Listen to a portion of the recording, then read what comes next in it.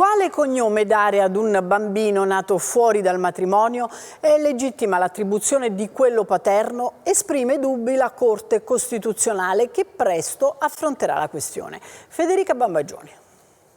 Non solo una questione in punta di diritto, quella che la Corte Costituzionale ha sollevato davanti a se stessa, ma ormai pane quotidiano per tanti neogenitori che formalizzano l'atto di nascita del proprio figlio.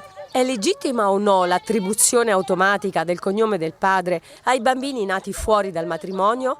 Dopo richieste di intervento da parte del Tribunale di Bolzano e della Corte d'Appello di Potenza, la Consulta valuterà se il primo comma dell'articolo 262 del Codice Civile, che stabilisce una prevalenza del cognome paterno, sia in linea con i principi della nostra Costituzione, in particolare con la parità uomo-donna.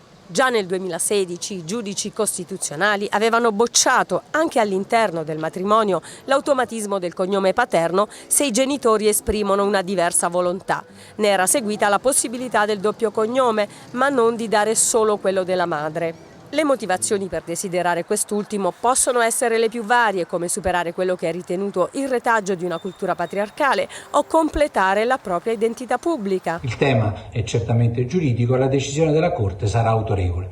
Tuttavia la tematica è anche fortemente culturale e incide profondamente sotto il profilo del rapporto di uguaglianza tra uomo e donna. È tempo che il Parlamento prenda in carico la questione e assuma in tempi rapidi una decisione legislativa.